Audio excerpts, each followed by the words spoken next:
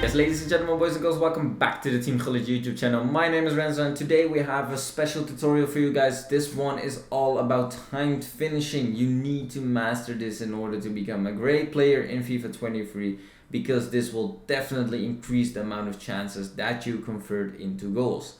Alright, so let's not forget, please subscribe to this channel if you enjoy this type of content, and please put on the notification bell so you don't miss anything. Leave a like on the video and leave down in the comment section below what you want to see next. So like always, just sit back, relax and enjoy.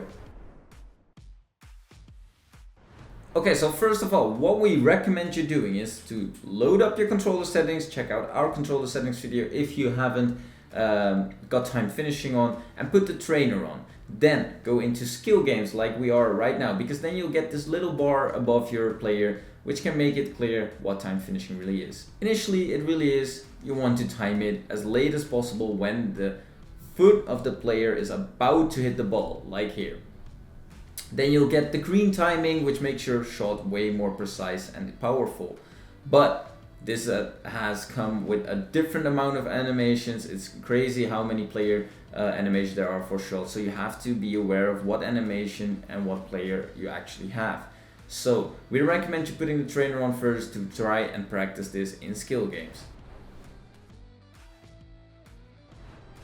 Because like you can see in some of these examples, we're also timing wrong, and that's when we time too early. This is literally it's not definable specifically, but it's almost like a half a second before the shot actually leaves the body of the player when you powered up the shot. So let's say you're powering up the shot, you can almost count to like 1 second before you should actually unleash the shot. And I recommend you to try this in multiple different situations, in skill games, in multiple different angles, multiple different distances from goal, and even with different players. Because when you time it too early, especially if it's very early, then you'll see that the shot isn't even worth taking. So you have to be very precise and very used to this in order to time your shots green. And like you can see, the bar is actually quite decent in terms of how wide it is, so you can perfectly optimize this and time almost every shot green for sure. Because what the difference is, in Arena you have perfect connection obviously because it's offline, and now in the Ultimate Team games online, in Weekend League, in whatever, you're playing on servers, so there's always some kind of delay in terms of your timing. So when you time it perfectly in Arena, you need to get used to timing it in online games. And as you can see, we're still keeping the trainer on for this example, so you can just tell that once you are actually getting used to this and have a feeling for the animation, what timing there is necessary to time the shots green, you can see we're timing everything green here and everything goes in pretty much. It's just for precise shots, and even like these long distance shots, finesses can be more powerful, more dangerous, and actually have a high percentage of going in. I'd say green time shots in the box have a 95% of going in, chance of going in, and probably finesses or outside foot shots like 80% instead of maybe 50%. So it's really worth trying out. And as you can see here with CR7, some players we feel like have a better space of timing green than others. It's definitely sure when you check out the trainer bar, you will see the differences between the CR7 and, for example, timing with a Tomori.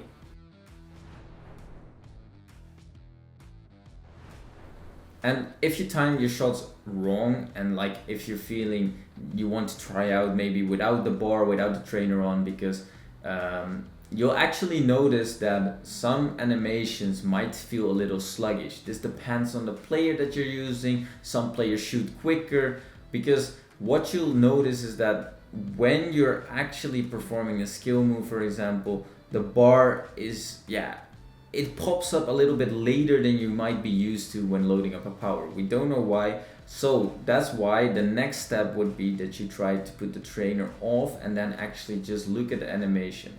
It's all pretty much coordination of your own reactions and watching the player carefully, because if you're just paying attention and when the ball is about to leave the player's foot, like you can see here, we shouldn't be timing right now, but Anthony takes a bit more time because we load up our free bars in order to have a bit more time to actually shoot the shot.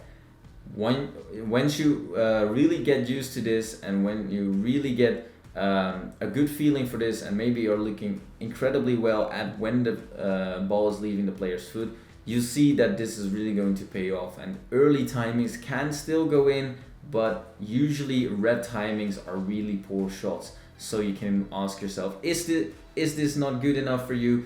Because you can't get the timing right, then you probably should turn off timed finishing.